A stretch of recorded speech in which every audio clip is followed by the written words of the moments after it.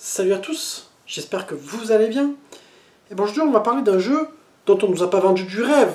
Mais nous, comment te dire, on était dans une vague Street Fighter 2, Mortal Kombat. Et là on t'annonce qu'une nouvelle licence va arriver de Versus Fighting et va tout casser, tu vois. Donc je vais te parler de Killer Instinct et on va ça tout de suite après le générique.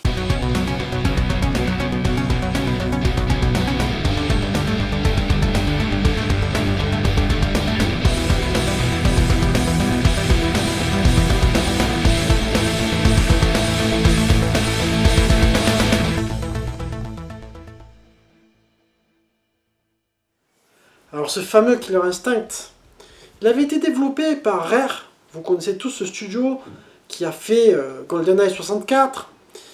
Mais il a été aussi développé en collaboration avec Midway. Certainement quelque chose qui vous parle, puisque Midway, ils ont fait des jeux sur des bandes d'arcade, ils ont fait des flippers, ils ont aussi participé au développement de Mortal Kombat.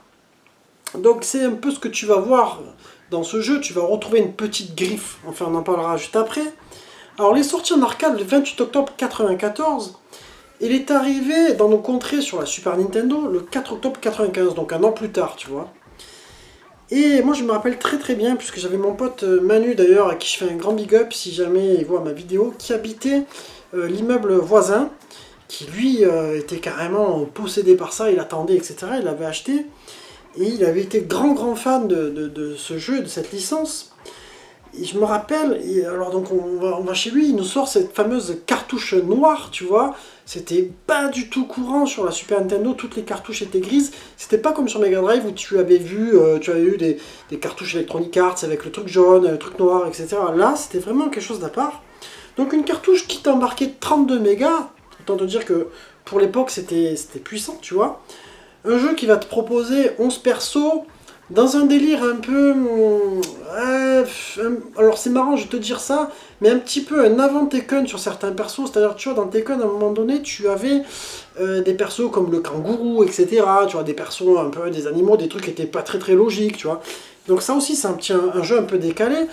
Alors à la sauce un petit peu à la Mortal Kombat, et en même temps, je dirais, un truc un peu à part, qui a sa griffe. Tu vas avoir des persos qui sont un peu chelous, tu vois, donc après il faut accrocher. Là où tu vas retrouver un petit peu une inspiration Mortal Kombat, ça va être notamment que tu as des fatalities à la fin de chaque combat. Tu as aussi des menus où à un moment donné tu verras les ennemis, tu vois, c'est comme dans Mortal Kombat, tu vois défiler tes adversaires en fait d'une manière verticale avec les portraits, tu vois. Au niveau graphisme, c'est un peu entre les deux, c'est pas tout à fait de la digitalisation comme dans Mortal Kombat, mais c'est pas non plus comme dans Street Fighter, tu vois, tu vas avoir un peu une impression pâte à modeler quelque part, mais pas ça, tu vois, je saurais pas te dire exactement, c'est vraiment un truc un petit peu spécial. Bon, à savoir que c'est un jeu qui a eu un très bon accueil tout de même, qui a eu du 17 sur 20, qui a eu du 4,5 sur 5. J'ai pas retrouvé une autre console plus, j'ai pas pensé, tu vois, mais je pense qu'il a eu facilement du 90% à cette époque. Mais ce que je vais te proposer, c'est de passer directement au test pour approfondir point par point.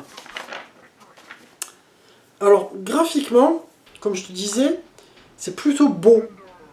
Après, c'est vraiment particulier, c'est un petit peu dark, tu vois. C'est dans l'esprit légèrement Mortal Kombat, mais encore un truc dérivé, tu vois. Ça restait quand même très beau pour l'époque, même si moi je préfère les graphismes à la Mortal Kombat, notamment aussi pour les personnages, je préfère la digitalisation. Surtout qu'il fallait noter que Mortal Kombat 2 et le Mortal Kombat 3 par la suite sur la Super Nintendo étaient une prouesse technique hein, quand même. Donc là je dirais que graphiquement ça mérite un 16 sur 20. Au niveau animation, c'est plutôt très fluide. Les persos sont pas mal animés, tu vois, mais je trouve que c'est pas le top. Moi je trouve qu'on aurait pu mieux faire. Je trouve qu'à un moment donné, ça manque un petit peu de frame. Ou, voilà, après, c'est une question de goût. Peut-être vous allez me dire que vous n'êtes pas d'accord avec moi. Mais sinon, ça reste fluide, il n'y a pas de ralentissement. On va dire au niveau des stages, bon, c'est vrai que c'est un peu... Bon, c'est comme tous les jeux de l'époque, c'est un petit peu statique selon les stages.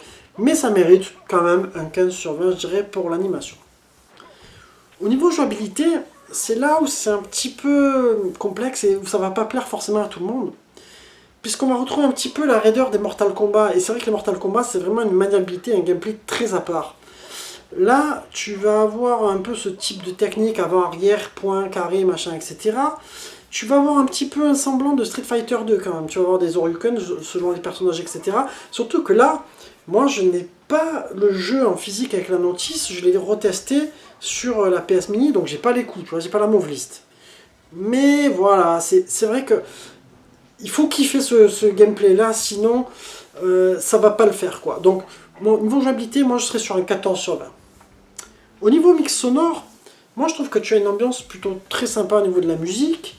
D'ailleurs, c'est un jeu qui a même eu droit, il me semble, à son OST en CD, etc. Au niveau du bruitage, c'est plutôt correct. Moi, j'ai trouvé ça pas mal foutu. Voilà, c'est une bonne ambiance sonore. Donc, je dirais qu'on est sur du 16 sur 20. Au niveau durée de vie, mais si tu accroches vraiment à ce jeu, c'est un jeu que tu vas rejouer très souvent, parce que les versus fighting, après, voilà, c'est toujours pareil. Quand tu les kiffes, tu les remets souvent dans la machine. Surtout que sur Super Nintendo, tu peux le trouver pour 10 ou 15 balles en loose. Hein. C'est pas un jeu qui coûte cher.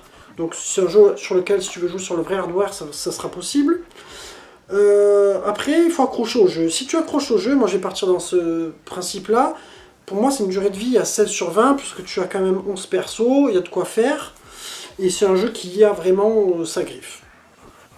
Et donc, mon verdict, je vais arriver moi sur une note de 15,5 sur 20. Tu vois, bon, c'est peut-être pas du 17 sur 20 comme les autres, mais moi je trouve que ça reste un bon jeu, mais c'est pas non plus un jeu ultra excellent. Après, comme je te dis, on nous a pas forcément vendu du rêve, ça reste bon. C'est pas comme Rise of the Robots, où on nous avait bassiné comme des malades, et on te disait, attention, ça va être un jeu de fou, quand c'est sorti, putain, on était carrément mort de rire. Donc en conclusion, je dirais que c'est un jeu qui a surfé un petit peu sur la saga Mortal Kombat quelque part. Après, on sait qu'il a eu une suite sur 64, etc. Ou une version sur 64, je sais plus si c'est une suite ou c'est la même version. Et bon, après, voilà, il faut accrocher à l'univers. Je pense que c'est le plus important.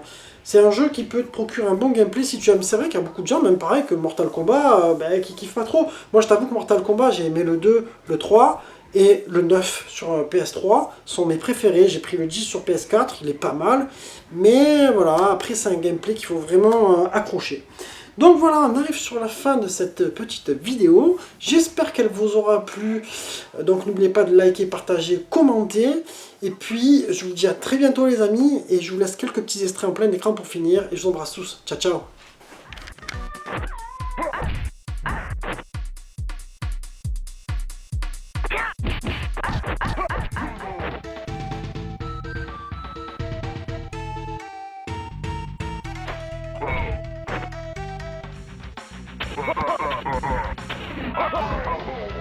Breaker!